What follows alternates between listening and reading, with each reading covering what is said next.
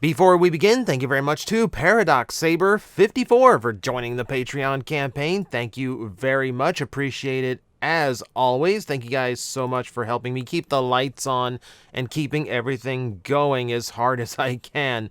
It is it is my birthday week. We're celebrating it on Sunday, and yeah, I'll be at Metrocon for it. That's not going to be terrifying or anything. But yeah, like, for anyone who's got me things off Throne, thank you very much. I do appreciate it. I'm going to be reviewing a little bit of it, just to get the content of it out there. And if you can't do that, I know I don't expect anyone to. I mean, that is your choice. But hitting subscribe and getting me closer to 50,000 subs, that would be a nice birthday present. Just saying. If you haven't hit the button, just saying. It's news roundup time again, and this is a weird week of news. We don't have a whole lot on the official front in the realm of like toy reveals or even leaks. I think with San Diego Comic-Con so close, they've pulled everything back and kept everything very close to the chest, and I don't think we're going to get major reveals until then. We are going to talk a little bit of San Diego Comic-Con because they basically said as much, so we're going to just pop through and just see what we're going to get, what we know we're going to get so far. But let's start here with something that it was kind of exciting because we were just kind of wondering. There was interviews that said that a scene had been cut from Rise of the Beast, an alternate opening that they said that test audiences weren't happy with. So they stopped and pulled the trigger. They pulled the trigger on a different, like, nicer opening. Well, nicer opening, a planet got wiped out. But point being, we were wondering if the actual release of the movie on home video, on Blu-ray, or on digital, all of that, we were wondering if we get to see it. We do. And what seems to be half of it is available right now for free on YouTube, free to go see. It's The Fight with Transit, the mystery Terracon, Decepticon, whichever one it was supposed to be, that has fully rendered images but got cut from the movie because the scene was considered a little too dark for Optimus. But I'm expecting that when the full thing comes out, we'll be able to see the whole thing because it really does. The scene itself is cool. It's only half rendered. Like, there's a lot of unfinished CGI to it. But what is there is cool to see. It's nice to see Transit in action. And I'm hoping that when the full thing is released, that we'll actually be able to see the second half of that fight, because it does end off halfway through. I'm not going to show anything or any, like, here, just in case you want to go see it for yourself. Likewise, we have similar news from Rise of the Beast that I also will not be showing, but that's mostly out of spoiler concerns, because the movie's worth watching, guys. I know it's not done well at the box office, but it's worth watching as a Transformer movie. But there's a whole bunch of concept art that shows a lot of alternate scenes, same events, but different locations and settings than what we actually got in the film. And a few different events that are depicted that we didn't really get a good look at or didn't really get to see at all, or got, like, rearranged, you know. So I'm gonna show you this picture of a Mirage who's trying too hard to be cool. I'm happy they kind of rearranged that design. I like the new one better. But just to give you an idea, it's a lot of this. And there's some scrapped Decepticon/Terrorcon designs in there too, so those are cool to see. It's also some of the only ways we can get really good looks at some of these characters. Alright, moving on, we do have a few listings we can talk about. Nothing major, no new deluxes or Voyagers or anything. I will say there's a lot of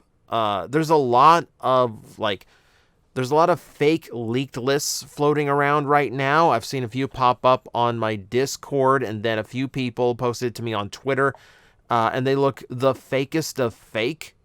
So I'm putting and they have no credible source in them whatsoever.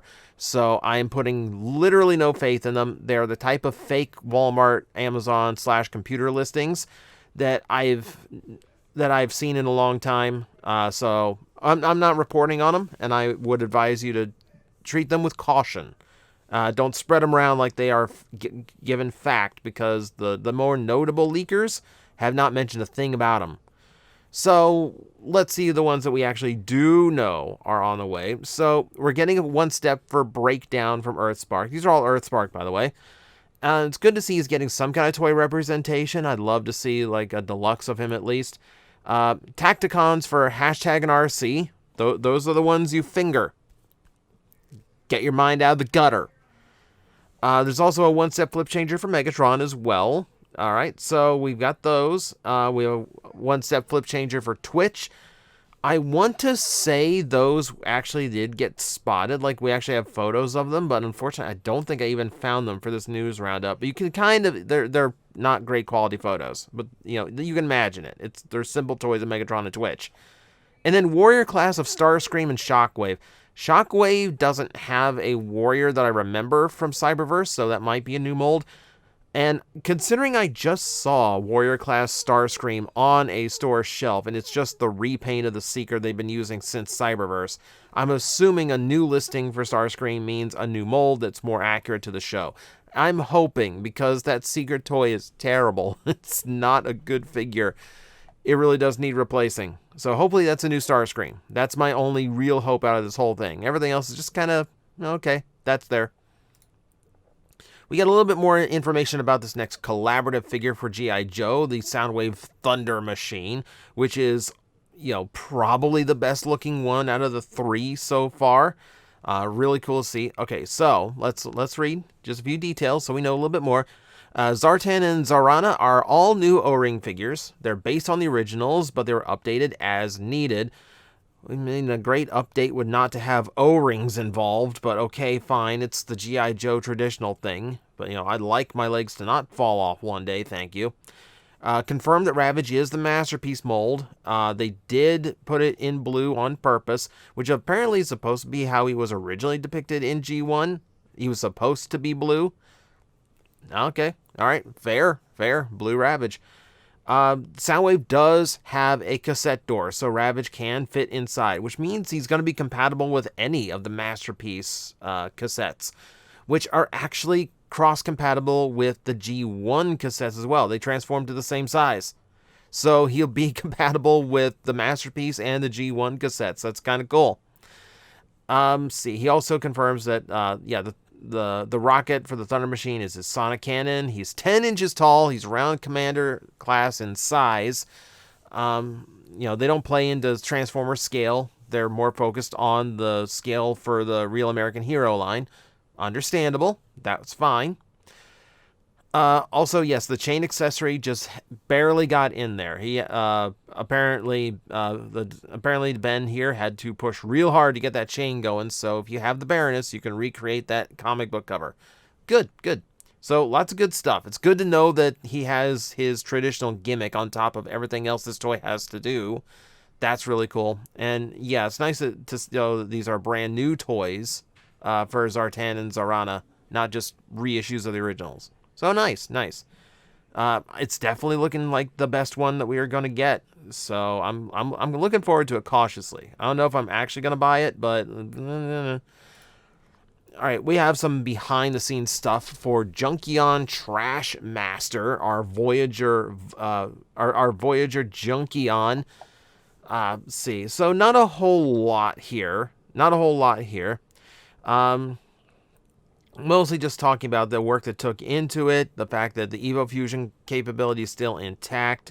He can be customized with other Junkions, which that's doable. Okay, that's fine. As long as you have 5mm ports, you can use them like that way.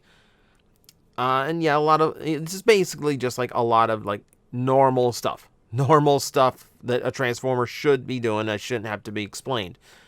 The cool thing is the compactor for the garbage truck mode can be actually used. Okay, that's an unexpected little bit of gimmick. Thank you. Okay, I will take that. Might be actually cool just like fill him full of like little Junkion bits from all the other figures and just have him like store them away. That would be fun. The behind the scenes photos to just kind of show off the articulation level and what this toy is capable of. I think that's the better part of the behind the scenes. Everything else is just kind of like general fluff. I like this. I like that.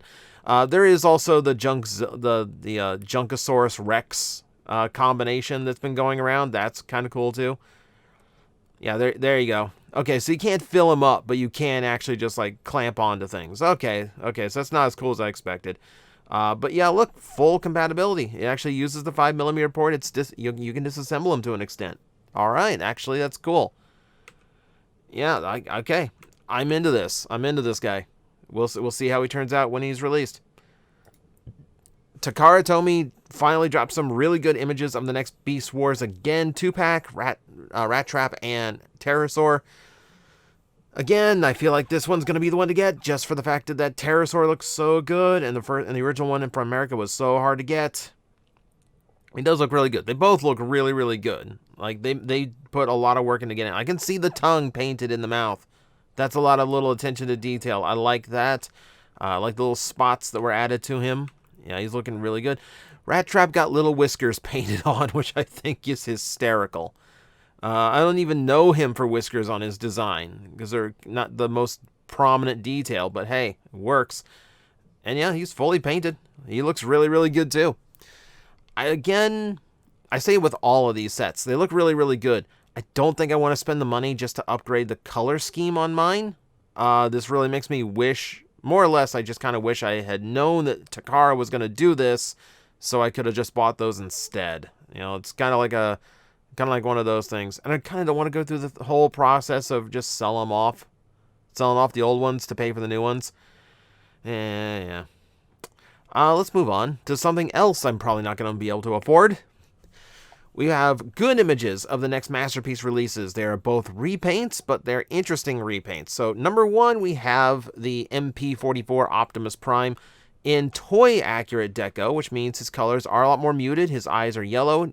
He does not come with the trailer, which means he goes from like a $400 toy to about $220. Okay, so it's still kind of on the pricey side, but that's not too bad for Masterpiece. And this toy apparently does have a phenomenal level of engineering, so if you wanted to experience it without breaking the bank, too bad, this is still over $200. But it's a lot more palatable than over $400 that it was last time we saw it. And it does look good. It does look good. Like, even though, yes, there are obvious differences because it's toy-based, still looks really, really good. Like, it still, you know, hits the Optimus Prime sweet spot, I think. Yeah, and then, yeah, we're just showing photos now. Yeah, you can see the comparison there. Looks really good. He's even got some of the I believe, like, optional, because it's not in the others. So, yeah, he comes with stickers you can apply. That's a nice touch. And now we have the weird combination, like a weird combination, like Hoist Trailbreaker mix to create a Diaclone homage. Rigorous is the name. Rigoras. If we want to go phonetic. It's a neat idea. And I'm happy that they're coming up with brand new Transformer characters based off of the Diaclone characters. So that's a nice little touch. It does look bad in the yellow. Maybe not for me. I never actually got Trailbreaker because I'm so, like, gun shy toward, like, Masterpiece right now. So, like, I never really went for that toy. I'm not going to go for this one. This Ronald McDonald looking boy that he is. But, you know, it's nice they're trying. It's nice that they're putting a little bit of work to get the Diaclone collector or something. Let's move into San Diego Comic-Con stuff. Alright, so there are plenty of panels. There's panels for EarthSpark, there's panels for the comic books, there's panels for all kinds of things. And yes, there's going to be a toy panel Thursday, July 20th, 1:30 p.m. to 2:30 p.m., telling us about a whole bunch of new toys about to come out, and a lot of exclusive reveals, which is why we're probably not seeing a whole lot right now. I think they're trying very hard to keep nothing else from leaking, so this is going to be a big deal. In particular, they are announcing that the very first Commander-class toy for Studio Series is going to be released, or revealed at the show. And according to the rumor mill and the listings that we've seen, that's probably going to be 86 Ultra Magnus. So yeah, that'll be exciting. Like, I think everyone pretty much knows who it's going to be at this point. But I'm looking forward to it. I'm looking forward to it. There should have a lot of really cool stuff for us to talk about in a couple weeks. Well, it's San Diego Comic-Con. I'm probably just going to do a video of it the day after or the day of. Oh well. All right, and now let's see some stuff you can get Transformer-wise at San Diego Comic-Con. For starters, Funko did announce that they have a Air Razor that is exclusive to San Diego Comic-Con. The rest of their Rise of the Beast pops are around and being spotted in the wild. So, yeah, if you want the full collection, you gotta buy this one too. This is going to be fun. At least this Air Razor is probably going to get some value behind it because it's a proper San Diego Comic-Con release. Though it's probably going to be a summer release or something later on at GameStop, so they typically do. Moving on to something more interesting, Super 7 has shown off a version of their Super Cyborg Megatron. Interestingly enough, designed after the Goodbye Megatron set, complete with the original logo from that box on the front and a new blue internals to kind of match the blue colors that that Megatron was colored with. It's an interesting choice. The deco's a little bit different too to kind of fit the theme. And there's even a shirt that comes with it with the original artwork recreated from that infamous 2-pack box. That's actually really cool. I like that shirt. I like that idea. This is going to be really annoying to get. Just because I'm not so much into the cyborg, but I do like the shirt. So if the shirt is not like impossible to get my hands on, I might go for the shirt. Just because I think it's a really cool thing to homage. Also, at San Diego Comic-Con, you can be the first one to own Symbiote Studios Optimus Primal plush for $30. They will be available later on the same weekend at symbiotestudios.com, but if you happen to be at the convention, you can be one of the first ones to actually own one. So, there you go. You have Rise of the Beast bots to hunt down, and a really obscure reference, which is actually cool. YOLO Park, who is knocking it out of the park every time we get to talk about them, just showed off the next of their AMK series, their action model kits, which remember are more like unassembled action figures. So like they're easy to build, but my god, the articulation level, the detail and paint level for the price is insane. So I'm looking forward to more, and we are getting a Rhinox from them. The Rhinox looks amazing. Gets the hammer, gets all of his details done really nicely. You can tell his level of articulation is really, really good. They showed off a little bit of teasers. They're showing teasers for an Optimus Primal as well, for Beast Mode Primal, which is an interesting choice, and it might set a precedent for the others to get released too. I'm waiting for more Autobots. Like, I'm actually waiting for them to do a Mirage, because I really like Mirage. And I'd really like to see him in this, like, really well-executed design. But, yeah, we'll settle for the Maximals for now, right? Only one to go, which is kind of cool. All right, Jada Toys, their next set of die-cast figures, all in one little box, is now available. It is primarily Beast Wars based. You can see Waspinator, Tigatron, Primal's in there, Rhinox is in there, Air Razor's in there. It's not a bad selection, but it is a little bit odd. It's a little bit odd they come packed in with so many Autobots and Decepticons, which include things like Alpha Trion, Thundercracker's in there. Prominent ones like Soundwave, Optimus, and Bumblebee, who had to have been in previous sets too. It's a weird little thing. But they keep releasing these, so I assume that people are collecting them, so good on ya. There's some gold ones as exclusives too. Interesting. So those are out in the wild. Go hunt if you're after your little die-cast figures. For something even stranger, eHobby is back with their little plastic character cards in super deformed style. And once again, we have an interesting selection. So keep in mind, this is Wave 7, and we're just now getting Thundercracker and Skywarp. That's how weird their choices have been. But that does make these a little bit more interesting. We've also got in the lineup Hot Rod and Orion packs, so you get some of the younger characters there. I do like how they are referencing the G1 repaints of Orion packs and Dion there in the back with Wheelie and Cups molds. That's a neat little homage thrown in. All right, so let's see, who else do we got here? We got so we've got Magnificus. We've got Magnificus, which is homaging not the like the traditional Perceptor vehicle mode or microscope mode, but the vehicle mode from his what was it? Ah, was that the Reveal the Shield? Yeah, I want to say Reveal the Shield. Man, that 2010 era gets really confusing. But also G2 Eagle Eye. It was a character I would never think of twice if you didn't bring him up directly. Weird choices. And then Devastator and Omega Supreme. I will admit, with the outside of just Orion Pax is kind of an outlier, and Eagle Eye just pulling like really obscure.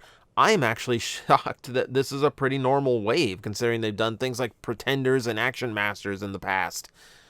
All right, not bad, not bad. I don't know who's collecting these, but at 7 waves, clearly it's somebody. And the weirdest news of the week has to go to Pui Pui Molcar doing a crossover with Rise of the Beasts to create these mole formers. So Pui Pui Molcar is this like little kids cartoon where everyone in the world has cars that are actually like giant hamsters that they drive around in. There's this one now. It's a little odd. There you can kind of get the idea of how it looks. There's a little poster for it. There's the CG for it. It's a super weird crossover. It ranks right up there with like some of the strangest crossovers I've ever seen. I don't even know how these aesthetically mix outside of animals and cars. I don't know. I don't know. That's what I got. That's the news roundup. I can't do anything weirder than that. Thank you guys for watching. Yeah, I got a lot to do before convention time comes up. So expect everything. Expect everything. I will see you next time.